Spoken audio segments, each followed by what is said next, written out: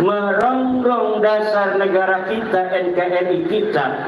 Ini jangan kita berikan kesempatan sedikit pun. Bagaimana caranya? Caranya adalah sadarkan mukibin, jangan ikut lagi mereka. Banyak sudah yang terkecoh oleh pengakuan mereka sebagai turunan Nabi. Pas diteliti ternyata jangankan keturunan Nabi, orang Arab aja bukan. Ini para kabid-kabid itu, jangankan mereka keturunan Rasulullah, orang Arab aja bukan. Dari mana tahunya? Dari DNA-nya. Orang Arab itu ber-DNA J1. Sementara 180 orang dari mereka yang telah tes DNA ketahuan oleh PWI, kita download itu semua hasilnya dari Amerika. Maka ternyata mereka bukan hanya keturunan Nabi, tapi ternyata keturunan Arab aja bukan.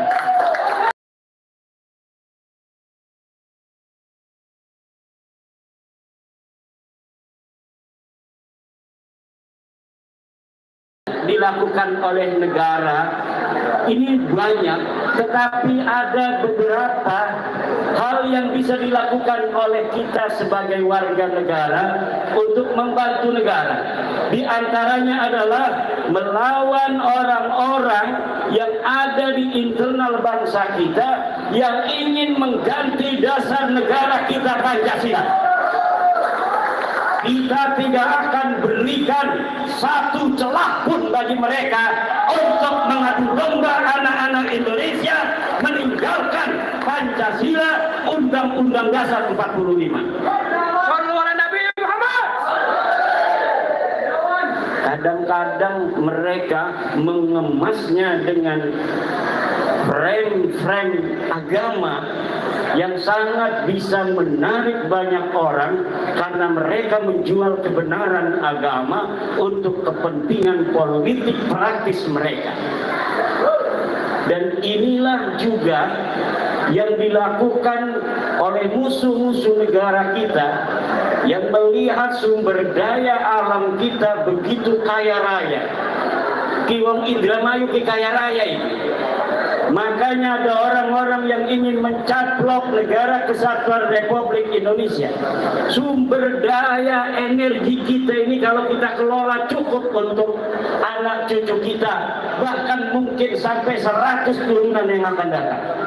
Sumber daya alam kita dari sektor pangan, sawah-sawah yang dulu oleh para sultan dan raja-raja telah dibikin sawah-sawah untuk ketahanan pangan kita, dijual oleh orang-orang kemudian untuk hal-hal yang selain pangan, kemudian ketahanan pangan kita menjadi goyah. Ini yang harus dipikirkan oleh negara kita. Biarkan itu dipikirkan oleh negara kita, beli sawah aja nggak punya duitnya. Udah, kita yang bisa kita lakukan adalah memberi kesadaran kepada bangsa Indonesia. Jangan mau terperdaya oleh orang-orang yang menjual agama untuk kepentingan politik. Suriah menjadi contoh nyata bagaimana hari ini dengan adu domba antar penduduk Suriah, keadaan Suriah sekarang chaos, kacau balau. Mereka memuntahkan peluru untuk saudara-saudara mereka sendiri. Presidennya diturunkan, akhirnya negara asing Israel masuk ke dalam negara Suriah. Mau tidak Indonesia ini dikuasai oleh orang asing? Maka itu petoak-petoak yang selalu ingin mengganggu dasar negara kita, merongrong dasar negara kita, NKRI kita. Ini jangan kita berikan kesempatan sedikit pun. Bagaimana caranya? Caranya adalah sadarkan mukibin, jangan ikut lagi mereka. Mereka bukan hanya menjual agama, tapi juga menjual Rasulullah. Mereka mengaku sebagai keturunan Rasulullah untuk apa? untuk menjaring para mukibin itu agar hilang kesadaran kritisnya terhadap nilai-nilai kebangsaannya. Akhirnya mereka menerima apa yang mereka ajak, padahal itu bukan untuk manfaat yang diajak, tapi semata untuk kepentingan dirinya dan kelompoknya saja. Banyak sudah yang terkecoh oleh pengakuan mereka sebagai turunan Nabi. Pas diteliti ternyata jangankan keturunan Nabi, orang Arab aja bukan. Ini para kabid-kabid itu, jangankan mereka keturunan Rasulullah, orang Arab aja bukan. Dari mana tahunya? Dari DNA-nya. Orang Arab itu ber-DNA J1.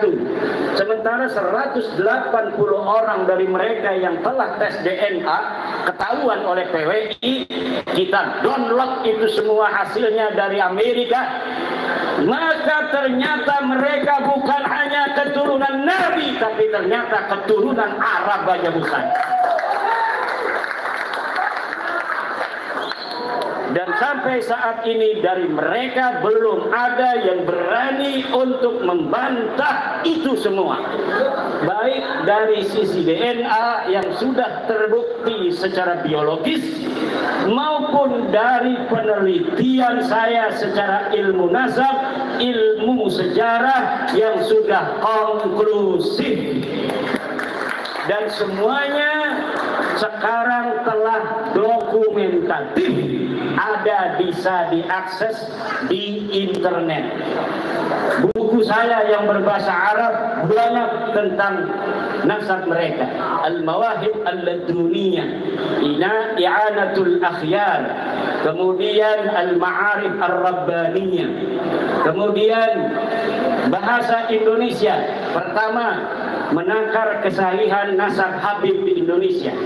Yang kedua, terputusnya nasab Habib di Indonesia. Yang ketiga, skandal ilmiah, sejarah, dan nasab palsu Ba'alawi. Yang ketiga adalah kronik perjalanan ilmiah Imaduddin Usman dalam membongkar nasab palsu. Yang terakhir, ini jawaban untuk buku Rabita Alwiyah, organisasi para habaib yang mereka telah membuat buku 600 halaman. Saya jawab dalam waktu beberapa minggu dengan judul Ulama Nusantara Menggugat Nasab Palsu. 700 halaman. Cuma buku terakhir ini tidak atau belum dibagi secara gratis karena ada saudara kita di Yogyakarta yang membutuhkan dana untuk kemanfaatan keluarga yang membutuhkan. Akhirnya saya berikan pada beliau untuk menjual bukunya dan menerbitkannya. Saya hanya minta 5 buku saja untuk saya, selebihnya untuk kepentingan beliau karena membutuhkan. Jadi kalau misalnya para bapak, para ibu yang hadir, khususnya para pengurus PWI yang sudah sadar, yang sudah tidak husnudon, para putra-putri Wiralodra. Ini Wiralodra ini di Indramayu jangan gegabah. Ini jangan kelihatannya lemes begitu, yang tegak. Nah, Wiralodra lemes. Ini Indramayu dijadikan sebuah kabupaten hunian zaman dulu. Ini hasil tapa berata, hasil tapa dari putra Singalodra yang bernama Arya Wiralodra, yang kemudian menjadikan Indramayu ini sebagai daerah yang subur dan makmur. Tapi seorang kesatria tanpa wanita itu juga lemas. Betul? Akhirnya Arya Wiralodra menikah seorang pendekar wanita bernama Putri Dharma Ayu. Ini nggak ada yang menang ini ngelawan Putri Dharma Ayu. Pendekar-pendekar dari mana datang? Dari tanah Jawa, dari Sumatera, ingin mengalahkan Putri Dharma Ayu, tidak ada yang mampu. Dari Palembang ya? Dari Palembang datang, itu bisa pokoknya. Akhirnya putra Indramayu asli mendengar, mana itu katanya wanita cantik namanya Dharma Ayu yang sudah mengalahkan seluruh para jawara tanah Jawa dan Sumatera. Ini dari loh bener. Saya Wira Lodra ingin ngadu kesaktian dengan Putri Dharma Ayu. Terjadi akhirnya pertarungan. Betul saja Putri Dharma Ayu dapat dikalahkan oleh Arya Wira Lodra. Menikah 1525, akhirnya anak keturunannya begini-begini nih, cantik-cantik. Alhamdulillah.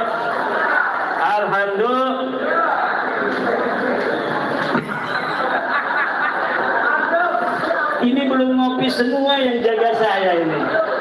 Waduh.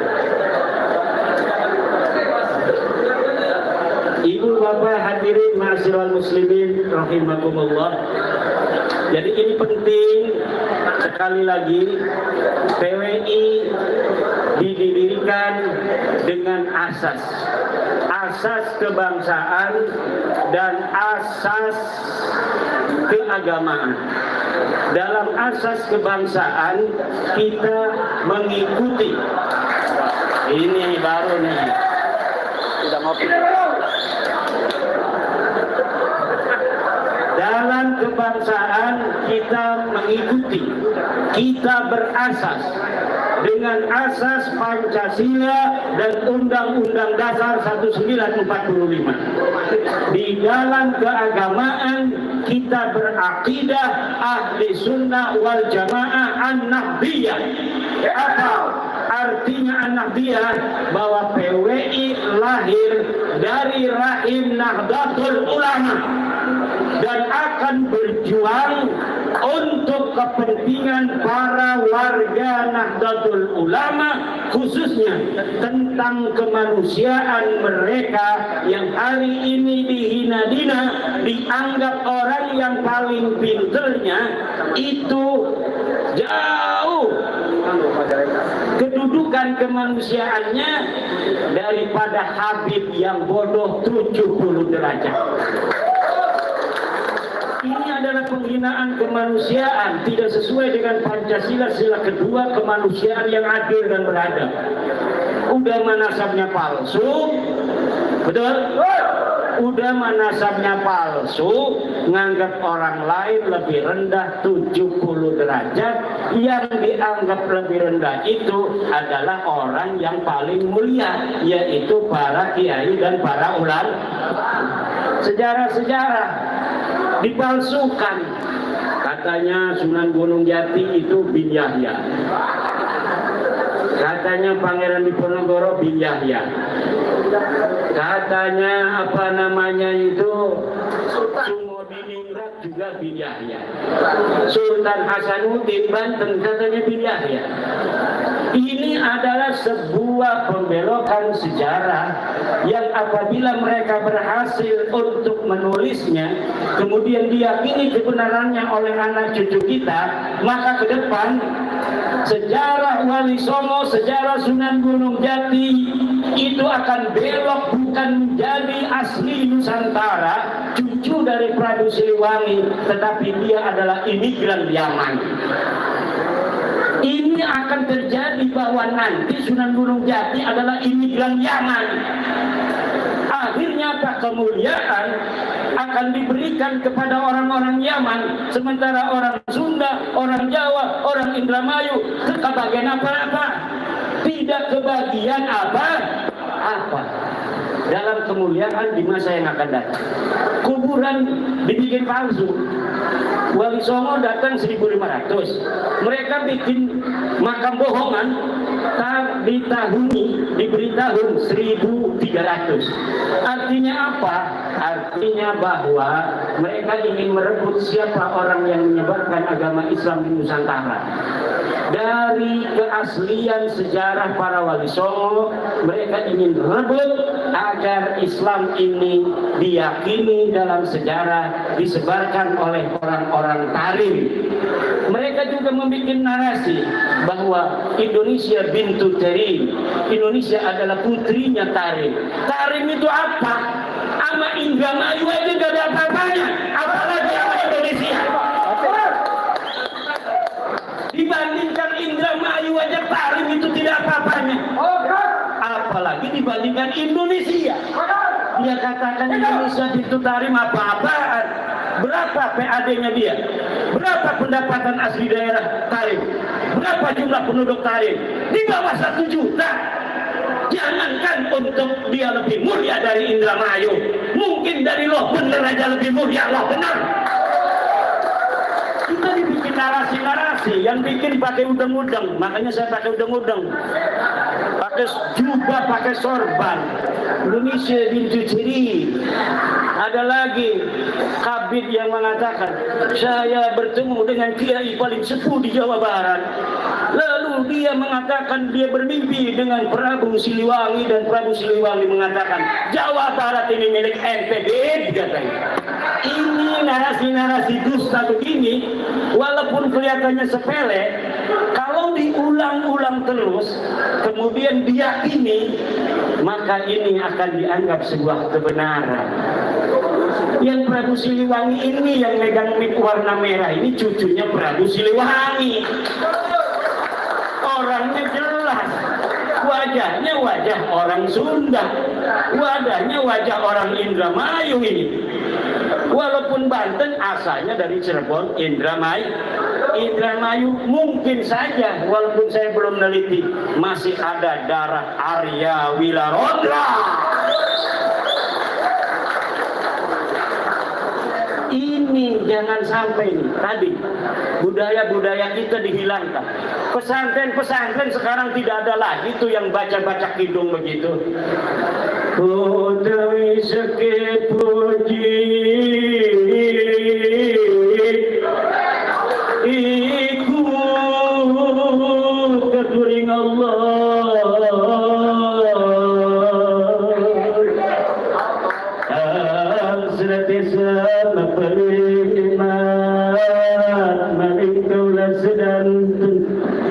Salawat sinarang salam kehatur mari Gusti junjungan Kanjeng Nabi besar Muhammad sallallahu alaihi wasallam.